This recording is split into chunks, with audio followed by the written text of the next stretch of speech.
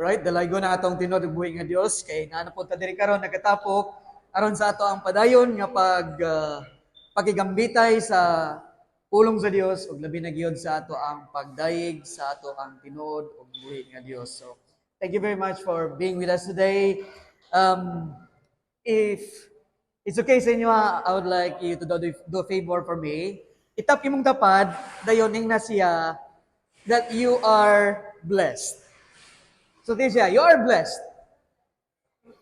Hoy, nakadumog ang tanan. Inay mong kauban nga kibisaya na lamang tingali.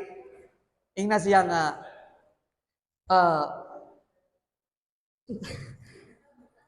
panalanginan ka sa Ginoo. Ano na lang, panalanginan ka sa Ginoo. Alright. Murag listen man mag-English ni mga nadiri karon. Sayo naman ta kayo.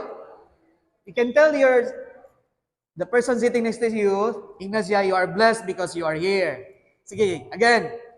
You are blessed because you are here. Ingna po rin mong kaugalingon, I'm blessed because I'm here. Okay. And you know what? Mas blessing pagyugayo kung ikaw na diya kang Kristo. Right? Because dagang mga tao nga bisag na sila sa simbahan pero sa tinud-anay, wala nila nadawat ang panalangin nga tinud-anay diya sa Ginoo. Because kung ikaw tinud nga na diya kang Kristo, you are so blessed with every spiritual blessing nga gi-promise sa Ginoo sa iyahang mga katauhan. Okay, mo na itong gitun-an as we are looking at the book of Ephesians. Tingon si Paul, blessed kayo ta. Okay? Kita nga na diya kang Kristo, ningon siya.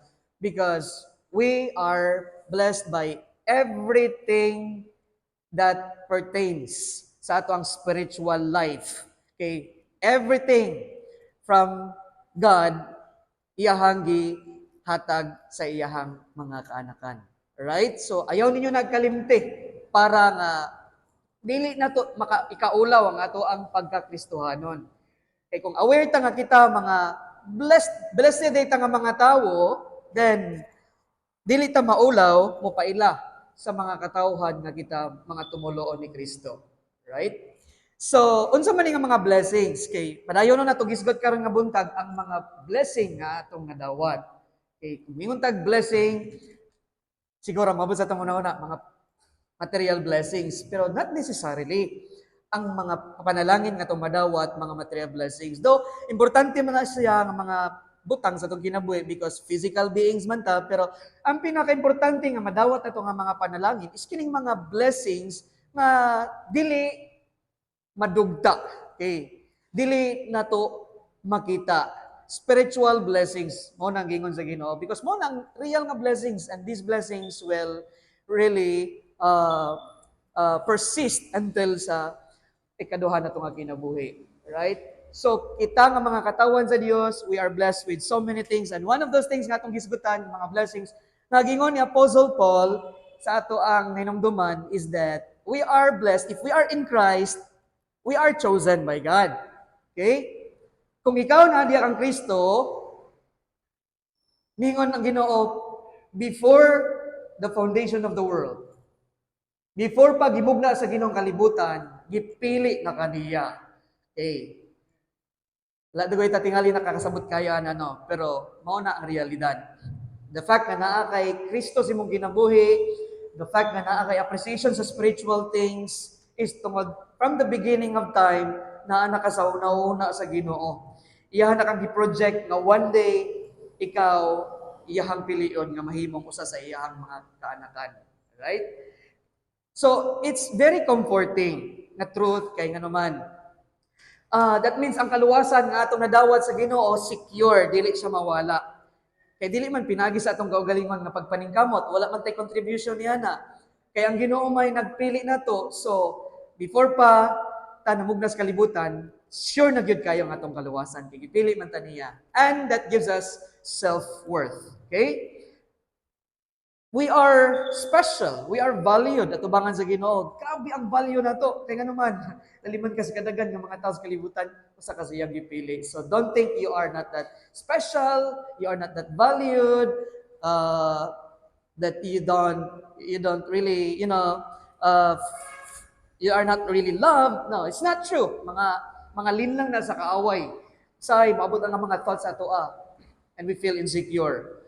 We feel so discouraged and down. No. The reality is, special kita sa tabangan sa Ginoo. Another blessing atong gitanaw, which ato nang gilantaw last Sunday, is the blessing of acceptance. Kasi pasabot niya na, meaning, kita, sa tubangan sa Ginoo, tungod kay natay Kristo, bisan man very unworthy ta, kay makasasala ta, rebuildi kitang dako, ihatang gidawat. Right? Ato nang timan-an pag-ayo. Kung tanawon yun sa Ginoo nga ato ang real nga state, nothing that we can say, pwede na ito mapasigarbo sa Ginoo. Nothing good dwells in us. That's what Paul says. Wala yun. Kugaw kayo ta, rebuildi ta, patay ta, manatong gitanaw last time. So, we have nothing to boast. And that's why, praise God, that because we are in Christ, we are accepted. Okay?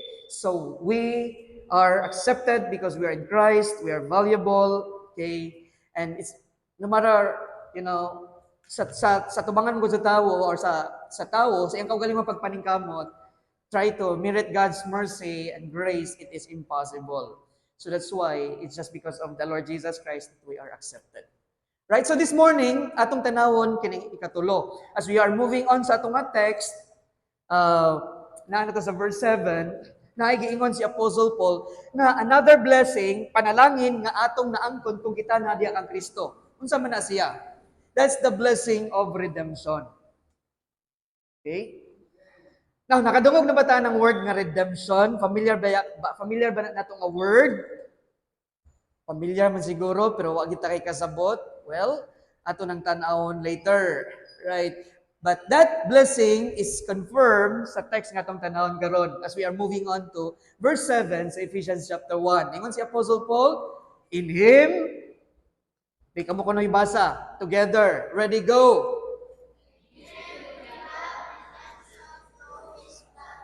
Okay? In Him, we have redemption through His blood. Right.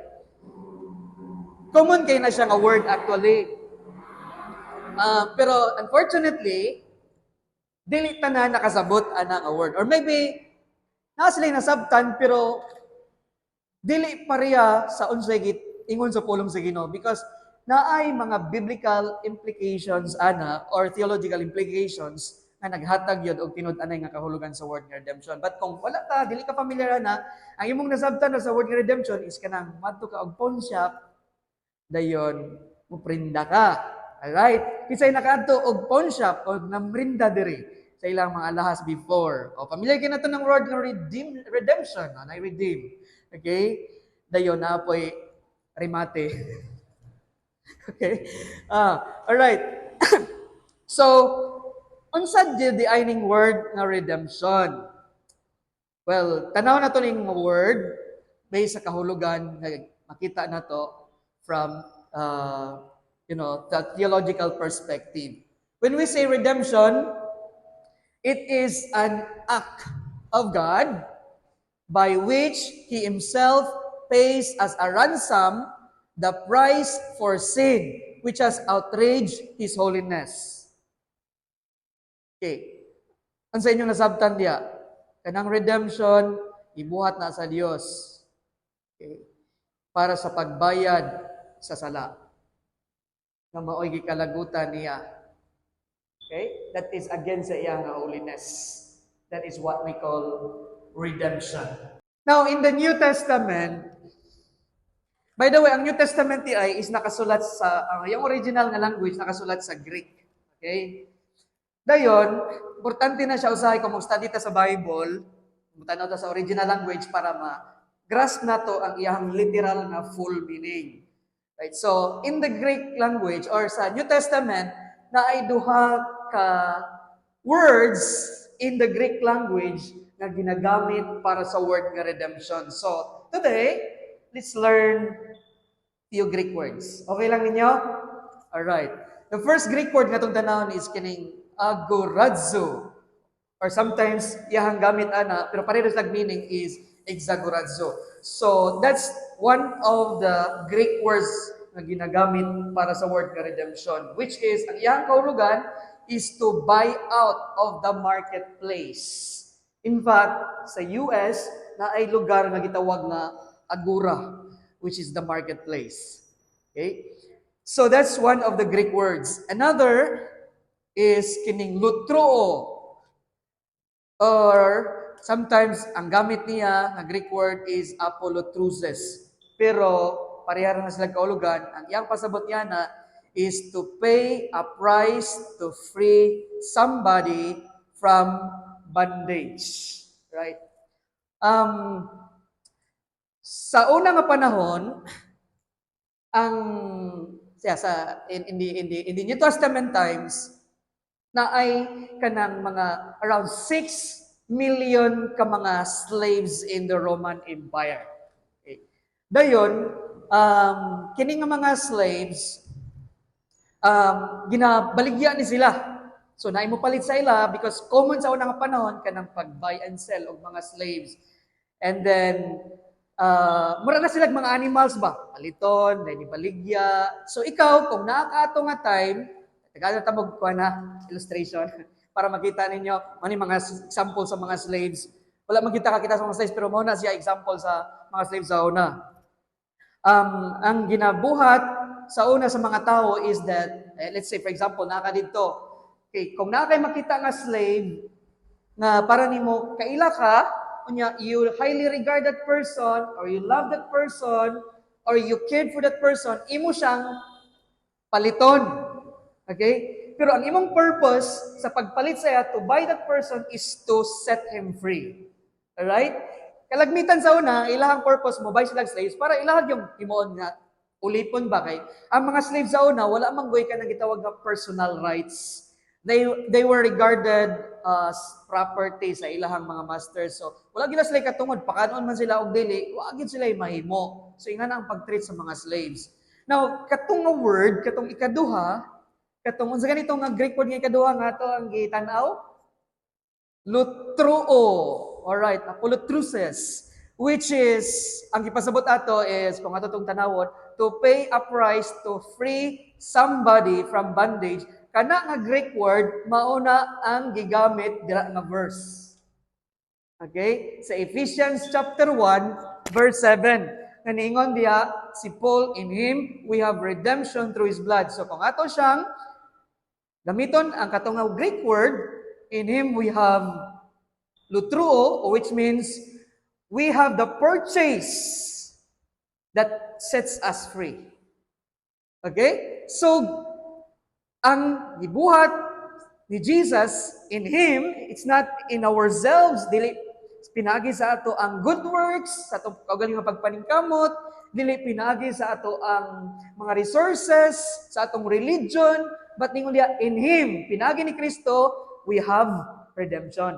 Diha nato makuha kang Kristo ang kanang kagawasan because si Jesus Christ mauray ni purchase nato to set us free. Alright? Ngano man di ay? Okay. Para gyud nato ma-appreciate to masabtan nato, nganong kinahanglan ta paliton? Anong kinahanglan ta lukaton? Anong kinahanglan buhaton ni Jesus Christ ang pagpalit sa ato para ta ma-set free? I thought free na ta. Di ba pag gusto man mo sa inyong kinabuhi? Di kinsa man kuno nato diri makaingon sa kagalingon nga hala, mura jud ko gigapos sa balay. Dili gyud ko pagusto kun sa akong himuon. Right? I don't think so. It seems like everyone here is free to do anything. Okay? Pero nga nung nag-ingon man ang Ginoo nga ang mga tao kinahanglan is set free. Okay, we will see. Because everybody that comes into the world in reality is a captive. Muna siya ang reality. What did kita ka-realize? Every baby that is born into this world, kita, na naimugso din sa kalibutan, we are captive. Kaya ba mo taon sa pasabutan ng captive? Unsa lagay ng captive? Unsa yung meaning ng word nga captive? Mga bihag. Dili bihag sa manok, ha? Mga bihag, mga binilanggo. Alright. Being in prison. In what way man, Pastor Mitch, nga ako na himong bihag ang tao pagkahimugso niya di sa kalibutan. Seems like dili na siya tinuod kay mura mag lugway ra kayo or naaraman ko'y kagawasan man, enjoy man ako kagawasan sa ginabot. Well, sa imong paminaw. Pero sa realidad, sa tubangan sa Ginoo, wala ra ka realize captive tang tanan, mga binilanggo ta tanan, mga bihag ta tanan, mga piniriso sa tanan because ningon ang pulong sa Ginoo that sin is the captor of men. Okay? Ang tinud-anay nga captor nga nagbihag ka nato is sala. Dili wala kayo ta nakabalo niya na. Ang daghan kay nga mga tao dis kalibutan nga wala ka realize na sa ilang pagpatuyang sa pagbuhat sa sala, abi nila is an expression of freedom because they can do whatever they want, but in reality, they are captives sa sala. Okay? So ang tao ni ay nga makasasala is a slave. That's what Jesus Christ said in John chapter 8 verse 34. So may gingon ni Jesus Christ, Jesus answered them, "Truly, truly, I say to you," kung moingon kani si Jesus Christ kadua nga words, truly, truly sa pagkatinuod, dili yun na nato i-take lightly. Serious yun na siya. Basta moingon ang Ginoo, maog yun ni, paminawan ninyo, tinuod yun ni siya. Okay, truly, truly, I say to you, everyone who commits sin is a slave to sin. Right? So, abi nato no, okay ra ang makasala, abi nato okay ra ang mamakak, abi nato okay ra ang mang-cheat during exam, abi nato okay ra ta mo tubag-tubag with dishonor sa tong parents, abi nato okay ra ta mo manglibak, okay, mangaway, abi nato okay ra ta buhat og mga dili maayo sa tubangan sa Ginoo. Actually, every time makasala ta, we are putting ourselves under the slavery sa sin. Okay? So, ang tao na makasasala is under the slavery of sin. He is, he has no right. Actually, sa tinud-anay, why siya kagawasan, para sa iya, sa kaugalingon makaingon siya, pagusto siya, pero actually, sa tinud-anay, ang iyang gibuhat, base ra pod sa unsay dikta sa iyang sinful nature. Right? So, he thought he has the freedom. But every time sin tells him, do this, do that, siya, yes, master, yes, master. He thinks he is free. Na siya freedom. Okay?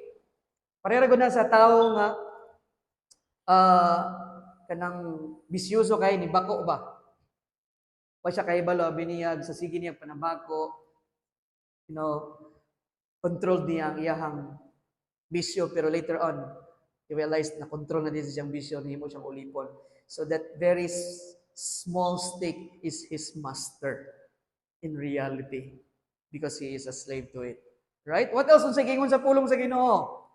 Romans 7 verse 14. For we know that the law is spiritual, but I am of the flesh. Mo ni gingon ni Paul, sold under sin. So a person who is a sinner is sold under sin. Talimman ka? So it's really a picture of a slave. He is under the he's regarded as the property of his master, and his master walay lain ang sala. Another verse in Romans chapter 8 verse 21, ingon si Apostle Paul that the creation itself, mo ni actually ang status sa creation tungod sa sala. Sa nature, appeal na ta that the creation itself will be set free from its bondage to decay and obtain the freedom of the glory of the children of God. Right. So why is it that everything in this world is spiraling down? Everything tends toward disorder according sa law of the second law of thermodynamics. Anong everything is going to die and mamatay, madecay because na siya sa sala. Right? So, because anybody who sins against God is a slave to sin. Right. Now, in Romans chapter 6 verse 23, makita na to diha nga ang sin, which is our master, sa mga makasasala na naa diha pa sa pagpakasala, that sin is their master. Ang ilahang master nagdemand og price. Nagdemand of price. Kay balo ba mo unsay gidemand niya nga price? According to that verse in Romans chapter 6 verse 23, ringon si Paul, for the wages of sin is death. Ang iyang gidemand nga price, anang master, is death, kamatayon. You want to be set free? Die. Okay? Ganahan ka makalingkawas sa pagkaulipon, mamatay ka. Right. You will be set free. Wow. That's very serious. Because the Bible tells us in Ezekiel chapter 18 verse 20, in fact, ningon diya, the soul who sins shall die. Right? The very reason why ang tao mamatay, because every person in this world is under the, slavery of sin. All right.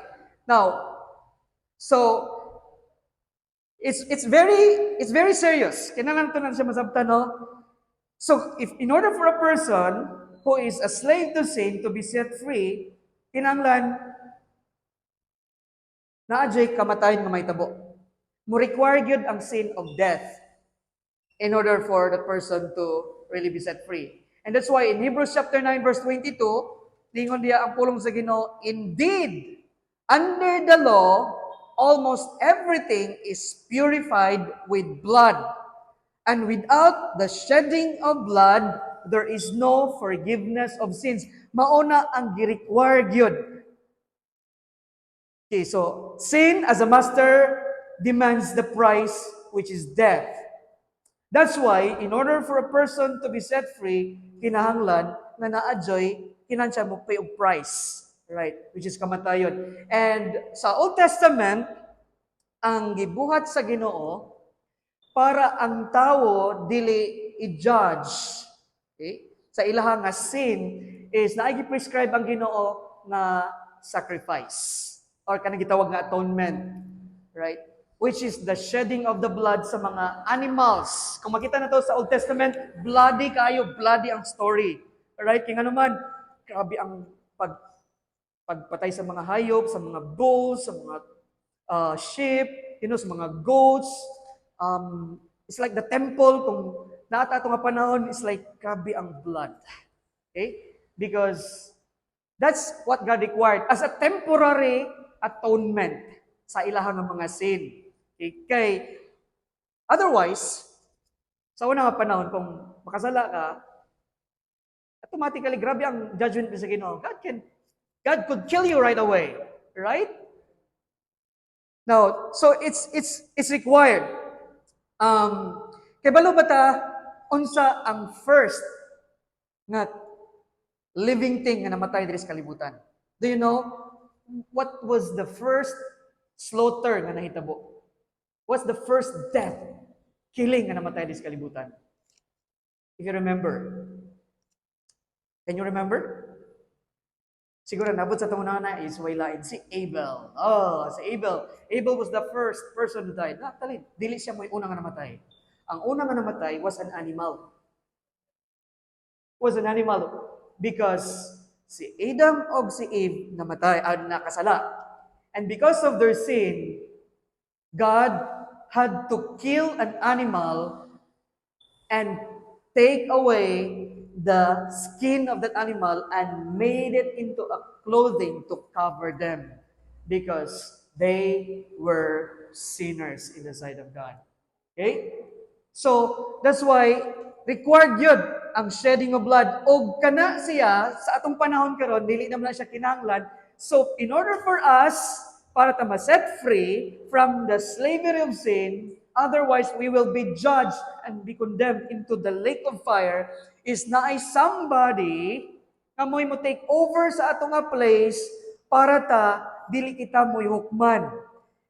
By the way, kana nga somebody dapat perfect, dapat blameless. Kaysa una, dili pod sila pwede kapasagad og sacrifice og animal nga kanang naay kanang apan ba?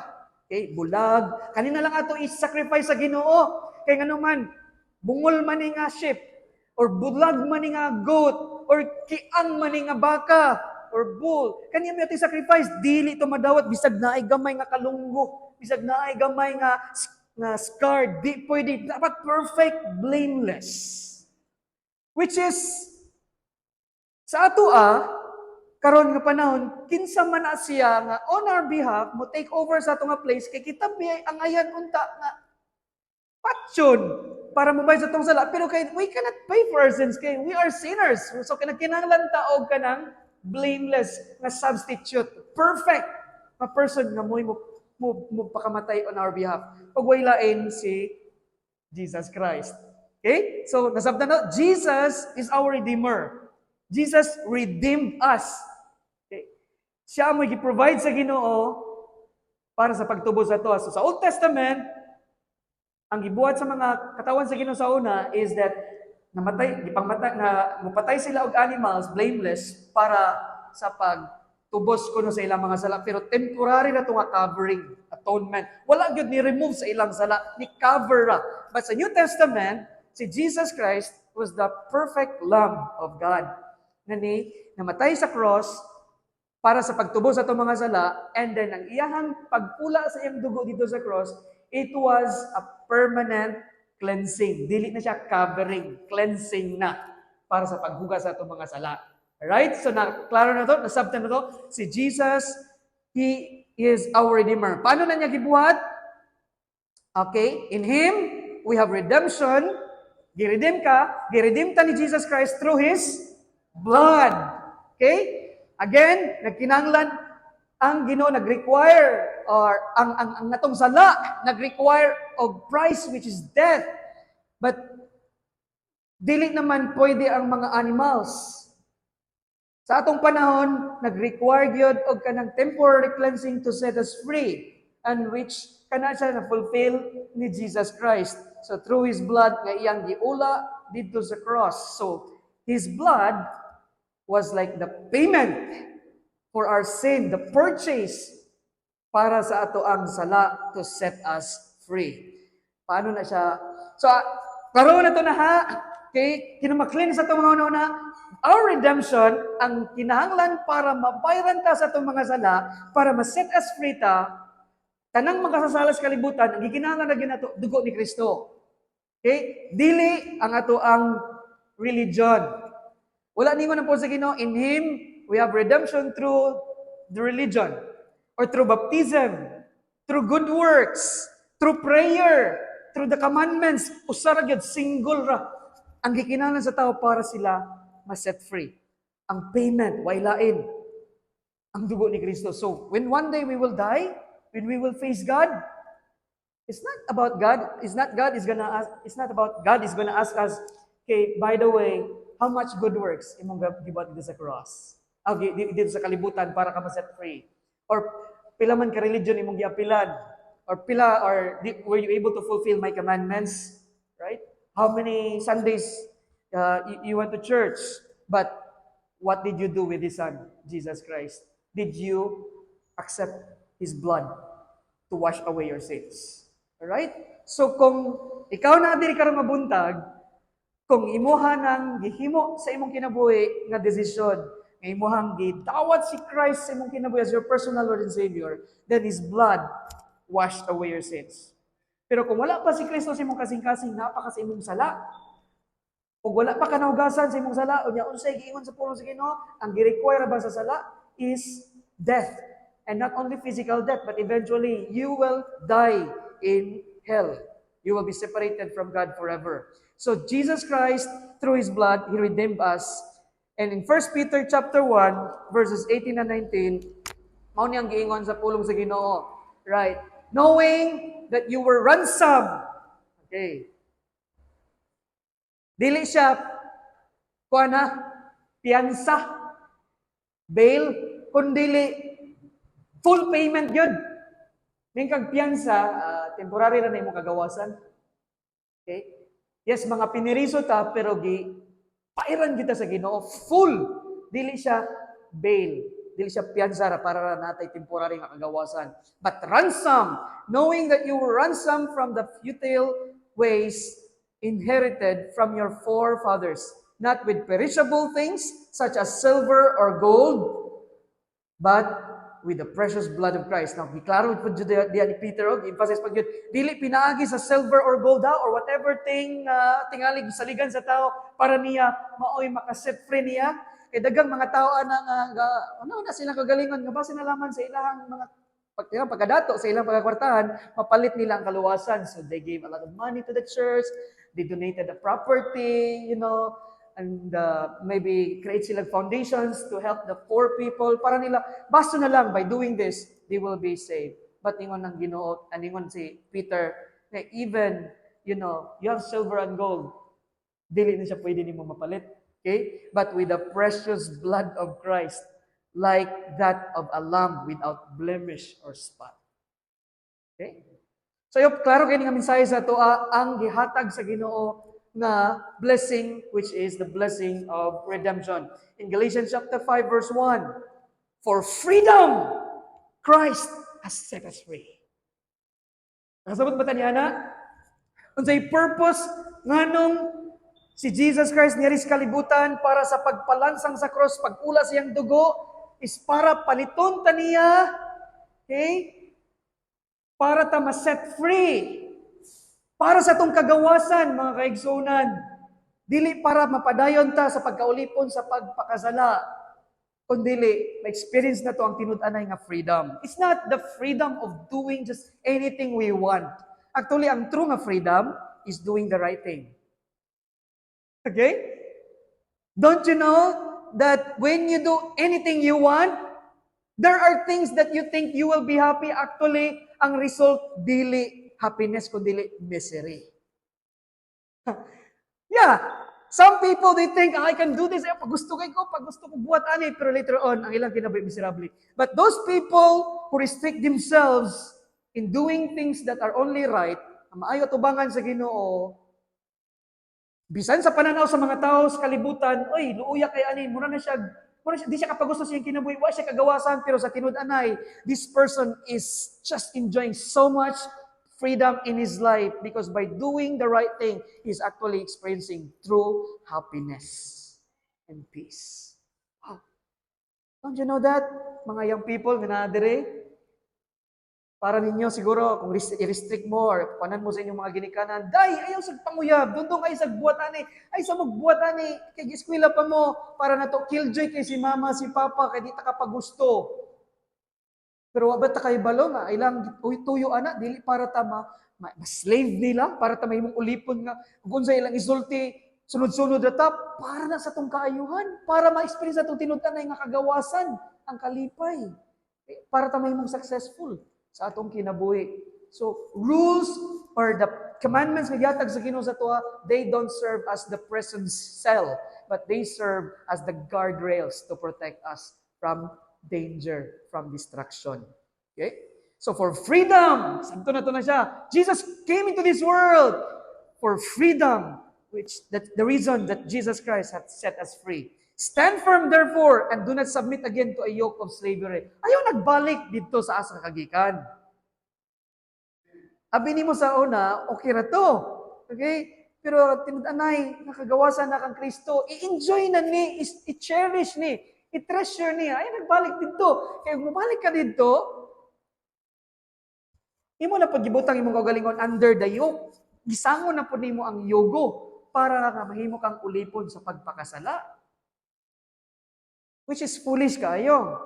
Or stupidity yun sa mga Kristohanon. Nakaibalo na sila unsang kamatuoran, pero bubuhat ragyapon sila sa unsay sayo. Okay? Galatians chapter 1, verses 4 and 5. Ningon diya, ang pulong sa Ginoo, si Apostle Paul, who gave himself for our sins to deliver us from the present evil age. That's one of the reasons why Jesus Christ came to this world. Okay, because He wants to deliver all people from the present evil age. Because this world is full of evil. According to the will of our God and Father, to whom be the glory forever and ever. Amen. Dalaygon ng Diyos tungod sa kagawasan nga atong naangkon. Kung ikaw karong Kristohanon, hinumdumi asa kagikan. Sa una, ang ato ang status na ata ulipon sa pagpakasala, and we belong to the kingdom of darkness. That's what the Bible says in Colossians chapter 1 verse 13. He has delivered us from the domain of darkness and transferred us to the kingdom of His beloved Son. Amen. Praise the Lord. We can shout hallelujah to that because, Lord, thank you. Now I am in the kingdom of the light. I am in the kingdom of your beloved Son, Jesus Christ. Sa una na ako dito sa gingarian sa kangit-ngit. I thought sa una, okay kaya akong life, pero sa realidad, dili di ay. Okay? So, sa mga naadere, nga naay Kristo, we can praise God, we can shout hallelujah to that because we are redeemed by the blood of Jesus Christ. That's why He has delivered us from the power of sin, from the penalty of sin, okay, and of course from the bondage of slavery of sin, and then from the kingdom of darkness. Dili na kita under sa kingdom ni Satan. So, nakoy take away ihatag before we break out into groups. Okay? Pwede niyo basahon together. Ready, go.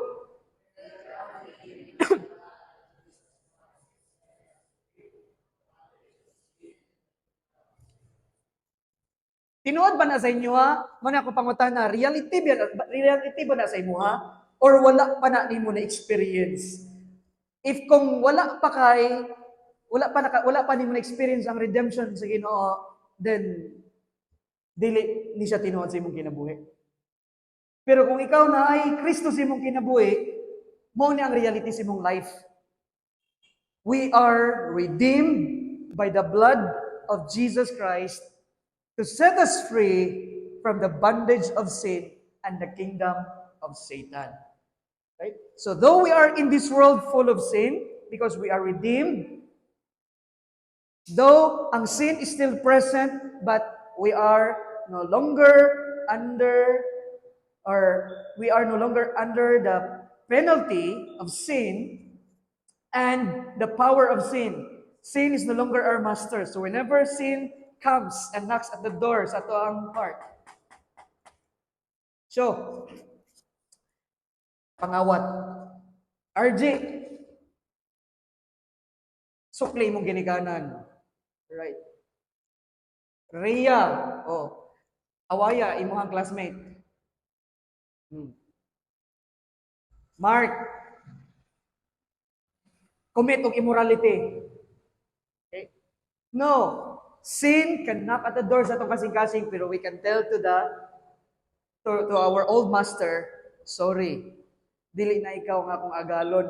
Kaniadto, bisag unsay imong isugo nako, tungod kay under ko nimo, property ko nimo, ikaw akong master, uyon ra ko sige nimo. Sige ra kog ingon, yes sir, but now you have the right to say no. You have to tell sin, no.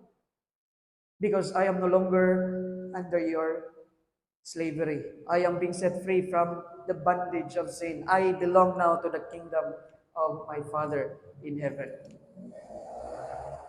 In closing na ako yatag story. Tindot kayo ni siya akong nabasa ng story ba nga. So powerful if kung makarealize sa kita, there's no reason for us to go back. Sa kalibutan, sa pagpakasala, and the more ma-encourage ta to give our best to the Master, to our true Master. Ay bata, sa una, nga nagpuyo siya, daplin sa Osaka Lake. Every day, gato siya sa lake, ganahan kay siya, he just loved the water and the sailing. Siya palutaw-lutaw. He was so fascinated with the water and that kind of stuff. So, one day, with the help of his father, nigama sila og kanang model boat. Papo kay nga pagkabagama, model boat. And then, the day came, excited kay siya, ito siya sa edge of the lake, and then gipalutaw ang iyahang boat. But sa kalit lang, na inaabot, gust of wind, strong kayo. Dayon yapak ang iyang boat, palayo, until eventually, wala niya nakita. So sakit kay siya, goal kay siya. So gibuhat niya, uli siya, dismaya kay siya, scourged kay siya. And then, every day, balik-balik siya sa shore, expecting baso na lamang madapya ang iyahang boat ba makita niya. Wa man gyud until one day niya siya sa downtown area. And here comes paglakaw niya sa downtown area, nakita niya sa window sa store ang iyahang boat. There's my boat. So iyang yadto ang owner, ningon siya nga, "Sir, that's my boat. Can I take my boat?" Ningon ang owner, "I'm sorry, son. I paid a price for this boat sa ka local fisherman nga nibaligyan ni sa kuha. So you cannot take this boat even though para ni maimuhan nga boat. So para maimuhan nga boat, kinahanglan imo ning paliton." So sige buhat sa bata ni uli siya. He went back, went home, and then pila ka days he really worked hard to earn money para mapalit niya ang boat. And then nakatigom na siya and he was so excited. Pagkahuman niya siya sa store. And then yung gibayran, gipalit niya ang boat. And ano siyang kamot, finally, at last, itanaw niya yung boat. Ingon siya, "My boat, you are twice mine. Because not only I made you, but I also bought you." Isn't that what Jesus Christ did for us? Kapila nakatagiya ang Ginoo sa tuwa. Kung ikaw tilod nga Kristohanon, God owned us twice actually sa tinud anay. Ano man, God created us, dayon gipalit pagug kaniya. Oh no? Kaya nga naman, yes, gitag-iya ka sa Ginoo, gigama ka sa una sa Ginoo, He made you, but tulibag man ta. Nagpakasala ta, nahimutang ulipon sa sala. So in order for God to take us back, He had to pay the price. Ug ang price na gi-require is the death of His Son. Through the shedding of the blood of Jesus Christ. In order for God the Father to take us back. And so if God today will tell you with, looking straight to your eyes, ingnon jud ka sa Ginoo. Sa tinud-anay lang sad, daughter, I own you twice. Because not only I made you, but I also bought you. So unsa man dapat ang atong attitude, atong emotions, atong action naga-reflect ba sa reality nga kita gi-redeem sa Ginoo. So makaululaw kayo nga gipalit ta sa Ginoo, o gigamat ta sa Ginoo, gipalit pa gyud ta sa Ginoo, ni balik na pud ta. Mura nag-iro nga ni balik sa iyang sinuka ba, ikaon niya. Lain kayo, no? So naa na ta diri, gipalit na ta sa Ginoo. Ay na mo balik, ay na mo kawala. Okay? Ngayon sa mga Christians nga paling-paling, tagulilong. Tungha? Wala. Tungha, wala. Pero dili ni pa ko na. This is just an illustration. Wala ako gatoy para pasakit sa inyo. Pero this is just a reminder for us. God so loved us that, He really made a real sacrifice just to reach us out. So, unsa man dapat ang ato ang response diya sa iya ha.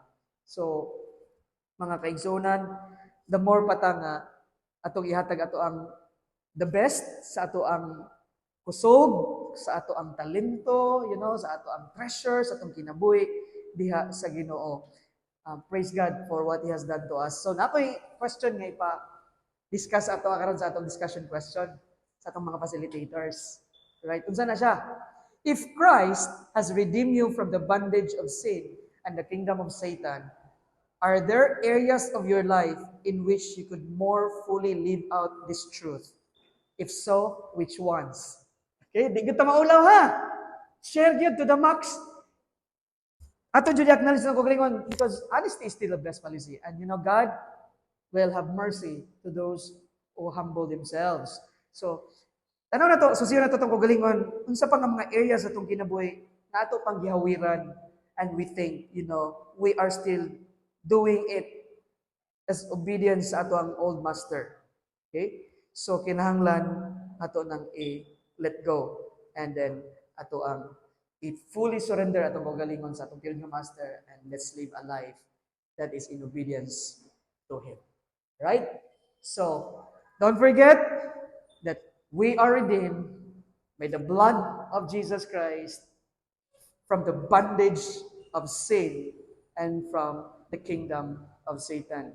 So it is because of Christ, that it is for freedom that Christ has set us